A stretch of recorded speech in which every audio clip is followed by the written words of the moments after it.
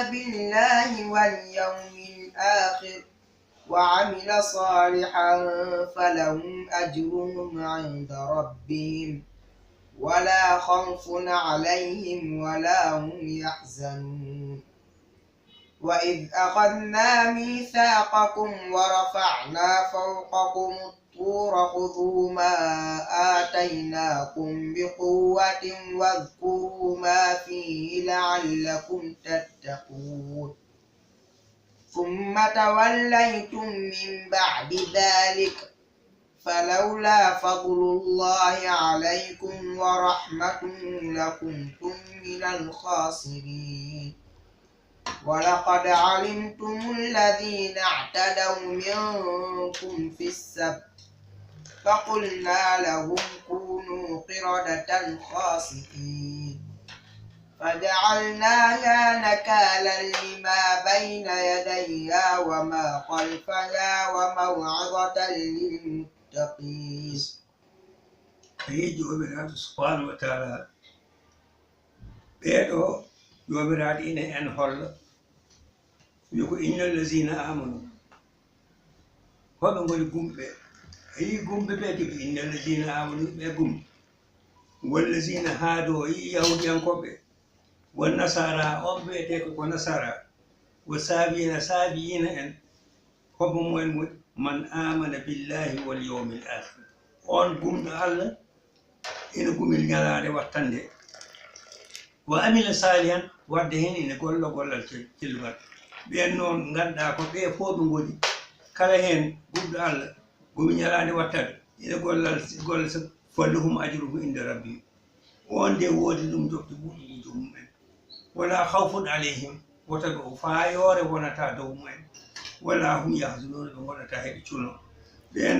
wonɓe ɓen noon en ayi ɓe ganduɗa heɓe ko jomiraɗo faandi ni naafiga ala hen naafiga jeeyata hen nde noon ɓe ngumi Allah subhanahu wa taala heɓe ngumi ñalade dan heɓe mbaɗa gollal pewugal ɓen woni jomum dikko jomiraɗo ko ça soit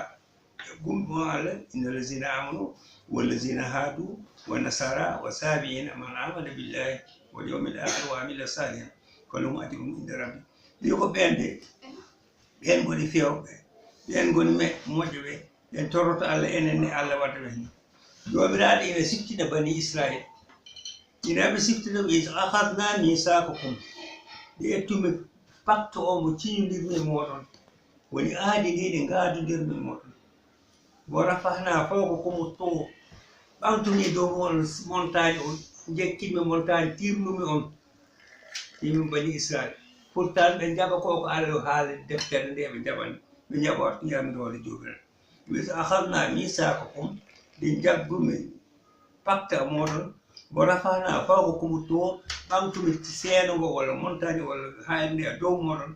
khuzu ma ataynakum bi quwwatin mbimo ɗon ette ɗum par force annabi o wi ɓe naggam ɓe cali de montagne o etta ɓe timna hayre nde ndi malaka yekkitin timni ɓe jaɓi luuja nde noon ɓe quwwatin waskuru ma fihi siftore koko woni koko jippino woni deftere nde la'allakum tattaquna mbeli kolon Allah siftore koko woni tawret siftore koko woni injil siftore koko woni Qur'an la'allakum tattaquna ɓen on fiya summa tawallaytum ɓaawa ɗum nduni ɗon noon kali ɗon nduni tawalli woni rungade wona ɗum ha boy tan ɗum siɗa fuɗɗa goɗɗum tawallaytum ɓaawa ɗum nduni on min baadi zalika ɓaawa ɗum falawla fadlullahi aleykum siko wonano yurme ɓural Allah jomugol waɗi dow mon wa rahmatu wa yurmede mum le kuntum min al khasirin ma on jeeyi wasɓe pertuɓe yo Allah musu en pertement nden noon ayi ɓen goni yahude en jomiraɗo subhanahu wa taala ina en holla darde goɗɗo ne ani gandi e ndeni ara ɓeɓe ganduɗa heɓe gondo diga Allah yamiriɓe ɓe cali heɓe mbaɗa goɗɗum walakat alimtumul lazina ahtadaw minkum sab on gandino ɓeɓe ganduɗa heɓe tongudirno gueɗal aset woto ɓe gawoyi aset yoɓe gawnan ɗum ɓe jagguno complètement fo kulɗa lahum kunu qiradatan khasiin deɓe cali ɓe mbaɗi goɗɗum kono dagi deɓe mbiya wote ɓe gasi ko gamdi siko ndiyam ari ɗam naati hen han comme ça janngo ɓe ittan mbiya wonano hanɓe gawi so ɓe gawaɗo taw ko ndiyam hankiɗa ɓe gawi ɓe gasi gambi ɗi naati liƴƴi ɗi naate ɓe perno siggita laaɓi ɓe yetta comme ça ɓe nde ñalande ɓe mbiɗo wota gawoyeni ɓe mbiya ɓe gawani hen est ce que janggo ko hen gawi donc jomiraɗo wi lakat alimtum ladina artadaw minkum fi sab ɓen ɓe ganduɗa atadaw ɓe ɓurtinino atadaw ɓe ɓurtinino koko wiyata jeggiɗayo ɓe mbirtinomo keeriɗi e mbaɗano min comme fi sabti asete sabti woni asete woni samedi fo qulna lahum min mbiye kuno qiradatan hasin min mbi ɓe gone baaɗi koyɗi hey ɓe mbaɗa ɓe mbi koko baaɗi freyɗi mbatta ɓe mbi ko grimace uji tan ɓe goni ɓe mbaɗa grima kala ko wani waɗata ɓe mbaɗata natti won presque comme yimɓe qiradatan hasin koye fajalna ha nakalan mbaɗɓe ɗum woni ɓeeto woni ɗo ko ɓeeto ko muusi koɓe tega lima bayna yadayiha ko woni ko yeeso mum wo mawɗi wo ma halfa e ko woni caggal wo maw'izatan lil muttaqin nde noon ƴeew subhanahu wa taala ɓe ɓe ganduɗa heɓe mbaɗno ɗum ha ɓe ɓe ganduɗa ɓe jooɗinoma ɓe kaɗani ɓe mbaɗgol ɓen goni lima bayna yadayha wo ma halfa ɓe waɗɓe ɗum ha ɓe ɓe ganduɗa heɓe gollokti e heɓe gondunon wonte ɓe kaɗani ɓe waɗ ɓen fof Allah tengɓi ɓeeto ngol e si ɓe ɓe ganduɗa heɓe ɓe curanno heɓe ɓe kada noon ɓen Allah muccini wo maw'izatan lil muttaqin ɗum woni waaji wonan ɓe ganduɗa heɓe kuli Allah nde noon yi ɓen ɓe ganduɗa heɓe goni ɓe bani Israil fof noon Allah tekriɓe goto moen fof dañi ko ganduɗa ko ɗum ɓeeɗo Allah ine siftini fof ko waɗa ɗumen fof nden oma ɗum hen ay naaten rokkre nden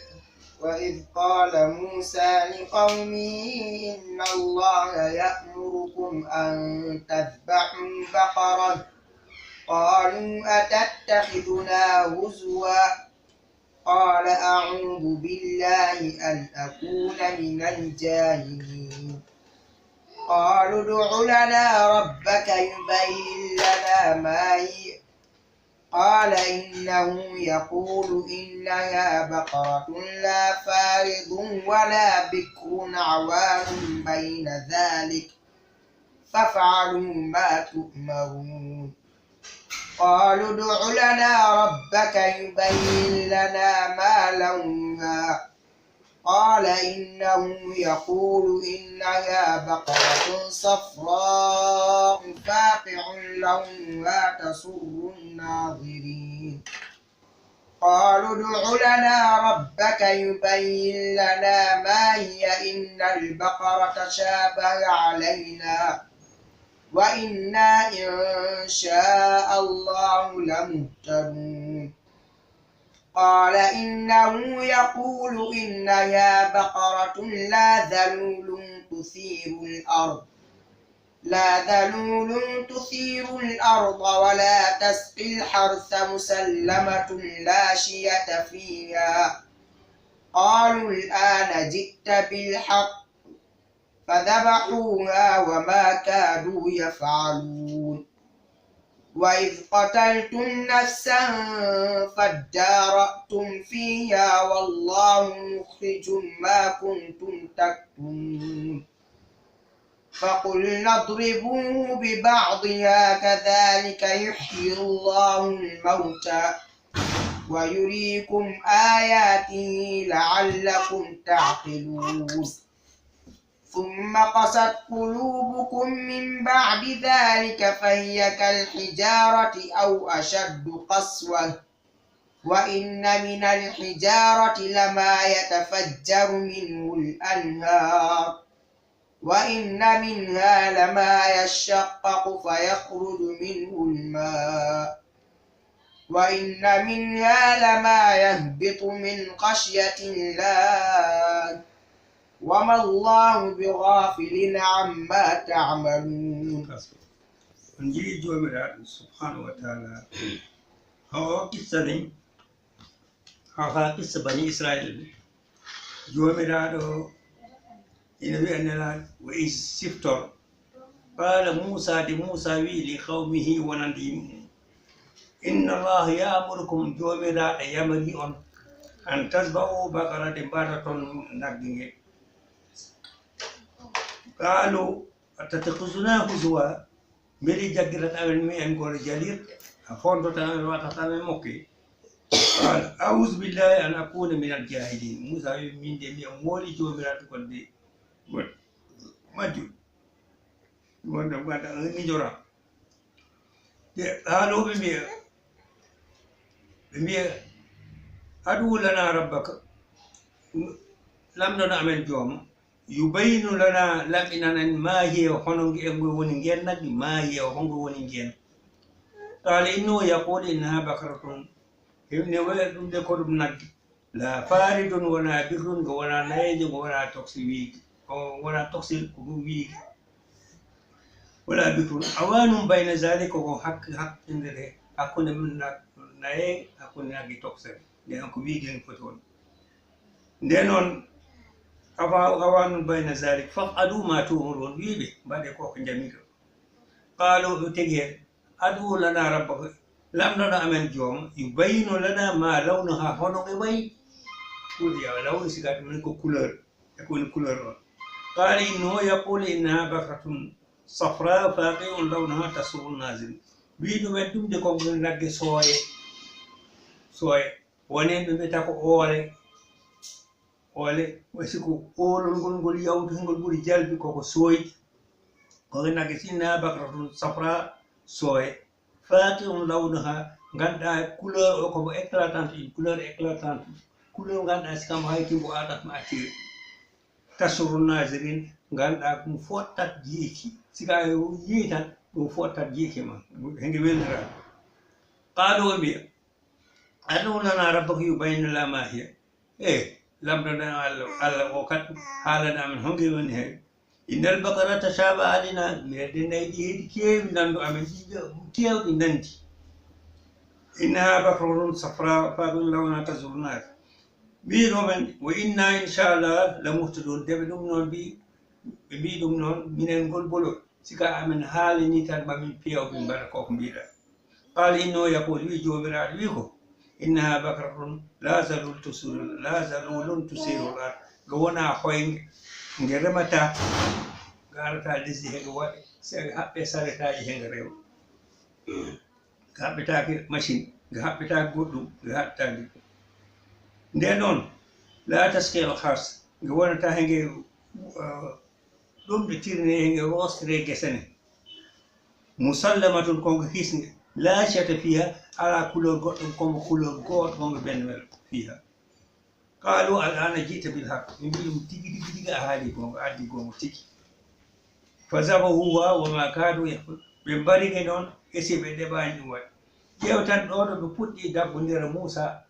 heɓe ɗum torano Allah ma Moussa haaɓani koɓe ɗum mbi fo lamɗo Allah tontoɓe koɓe ɗum mbi fo ha kay ɓe mbi e heɓde maɓe piyaw ɓe nagge ngeen ɓe taari haɓe cafti pour ɓe dañange ɓe taari haɓe cafti pour ɓe dañange ɓe tawi ngon mbiya ko debbo goto jogii on lamdiɓe ko heewi o hamo heewa or ɗum wonata jogdal ɓuru nagge hamo heewa ɓe ettini jawdi mumen fof pottiti ɓe mbaɗi heen e bani Israil pour wawi ɗum nagge heɓe tori heɓe lamdi Allah ɗum nagge sikoɓe potnode mbiya mbara nagge tan ɓe etta nagge ɓe mbara ɓe coftata heɓe lamdi hono nagge nge ko wiiga walla konge naye ko couleur o ɗum e kongo walla kongo liggoto walla nge liggotaka ɗum fof ɓe lamdi ɗum Moussa hanti noon tegama ɗum fof ɗum laaɓi hanti ɓe mbi e maɓe war ɓe coodi ngel nagge noon nde noon deɓe nge coodi ɓe mbi han ɓe kirsatge noon ɓe mbaɗa koko jomiraɗo wi dagi hoɗum e ko addi ɗum nagge ngen ko addi ɗum ko ɓe gona wuro he ha kay waaji goto ganduɗa wiya ko kawmum walla bamum tokos kañum gondi ɗo eɓe gondi ɗon ari on ala donowo yiɗi ronki jawdi ndin wari ɗum ɓe wari ɗum noon yahi ɓe tuumali mayɗo ɓe ɗum tegi ɗum galle woɗɓe ɓe comme ça ɗo ɗo maayi ɓe mbiyata kañum ɓe sin mbiyata ko ɓe mbari ɗum mbaɗi simulation mbaɗi ɓe nawi goɗɗum nde coowo heewi ɗon ɓe jahi mbi yo en jaha ko annabi joom Moussa haalani tawi kay ko annabi joom yo haala hombo wari on en nden noon nde ɓe mbari nde ɓe ngari noon Moussa wi ɓe mbare nagge nge mbari wadde jomiraɗo wi wa is qataltum nafsan nde mbarɗon fittadu andi ɓe mbari nagge nde jomiraɗo wi is qataltum nafsan nde mbarɗon fittanu ndu fa daratum fiha on puusodire wargo ngol homo wari neɗɗon walla mukhrijum ma kuntum takfurun Allah ina yaltina koko gonɗon oɗon cuuɗi jomiraɗo subhanahu wa taala jomiraɗo wiɓe nde ɓe mbarde fof fadribuhu bi ba'diha ette yogo e nagge en ɓurton neɗɗo he o maayo ɗum maayo mo ette yogo e nagge ɓurton ɓe mbi ko laaciki butta hen ɓe mbi siko yogo e tan alquran kam noon ɓe mbi ko laaciki tan ettan neɗɗo on butta hen walla ndiga fadribuha bi ba'diha buttire a dow nagge neɗɗo mayɗo yogoy ko guttuɗon a nagge gutton ɗum neɗɗo kazalika yuhyi llahu mawta ni Allah wurtitanta ko maayi deɓe ɗum butti tan on immi wi kaari wari suyasit noon ɓe Qur'an haalani wonen mbi wurti wonen mbi naggam ɗin fof ko wonno ko ɗe ɗi immi ɓe butti ɗum nagge mbaɗi butti nagge yogoye nagge dow muɗum wurti wi kaari wari to o barɗum nde kañum fotto ɗum ɗon ɗete barɗo neɗɗo hanki on ronata ɗum hanki kayte kazalika hono ni yuhyi llahu mawta Allah wurtitinta ko maayi o yurikum ina on holla ayaji muɗum ina on aayi jomiraɗo holliɓe ɗon ne maayɗo siko maayi tan janngo wurti kañum wurtintaɓe nden on yoɓen gum Allah ɓe kula Allah enen ne gumen Allah kulen Allah ganden en maayata siko en maayi ma en gurtin dagi ɓeya dow aɗon tan ɓe kollama hono neɗɗo wurtinte Allah itti yogo e maayi tegi goɗɗo tan on wurti nden noon jomiraɗo wi ngam hoɗum ngir ngoɗon hakkillaji ngo enen udditen hakkillaji meɗen ndaaren aduna o ganden ɗo fof en gaccat ɗum maayen taw en jomiraɗo ubbitiɗen jaggo mbawi joɓe golle meɗen nde noon deɓe ɗum mbaɗi ɓe potani ɗon summa qassat qulubuhum min ba'di zalik ɓaawa ɗum ɓerɗe mon ɓe joori kolon ɓe joori ɓe cali ɓe ngoni wo hol andi ɓerɗe mum yoor haa kay Allah ina wiya comme hayre wayi summa qassat qulubuhum ɓaawa ɗum yoori ɓerɗe mon joori min ba'di zalik ɓaawa ɗum fa hiya kal hijarati ɗum wayno hayre aw ashaddu qaswatan min hijara walla ɗum haydade hayre ɓuri yoor hayre ɓerɗe mumen ɓernde neɗɗo soko yehi haa kay wiyande hende yoori comme hayre walla hende ɓuri yoor hayre hono nden wayi yo Allah muslim wa inna min al hijara lama yatafajjaru minhu al anhar ina kaaje ɗe ngannduɗaa ɗumin yaltate ndiyam yaltate en anhar beeli jaltate en cahli dalte ɗi jippo ruiso heɗi mbaɗa ruisel ndiyam ina heen yalta ha kaaje neɗɗo kam wawa yalti ndiyam eno neɗɗo ɓernde yoorde moƴƴani yo Allah muslim en wa inna minha ina heen lamma yashaqqaqu fa yahruju minhu l ma ina kaaje ɗe ngannduɗaa ɗe pettat cikoɗe pusi tan ndiyam ɗam ɓula ɗam yalta wa inna minha lamma yahbitu min khashyatillah ina won goɗɗe ngannduɗaa ɗe pukkoto sabu kulol Allah on ni yi digaji ɗi fof ɗi jara rereren ɗi jara walla goɗɗum jiya ha tan e telde fusa walla goɗɗum fof ko kulol jomiraɗo wama llahu bi khafilin gandene wona jomiraɗo ene welsini kuubdi ko mbaɗato amma taabo ɗon kala ko mbaɗato kuubdi ko mbaɗato fof Allah welsidaki ɗum nden noon jomiraɗo o mo ganduɗa welsidaki ɗen gueɗe fof kañum jogui fof nden noon enen kulen Allah ganden nde janggo en ma gandede ma en guurtu janggo ganden siko Allah wurtini en yoɓen nden noon pewjenen laakara menen mbaɗen ɗum feewi ko selli woto fof yiɗan goɗɗo ngoy yiɗan goɗɗo ko yooɗi yo Allah waɗan en nande moon yo Allah fewnan en fof ha kay dewal men Allah jaɓan en kala ko feewi hen koko jomiraɗo kala ko woni hen koko ƴettotono tan te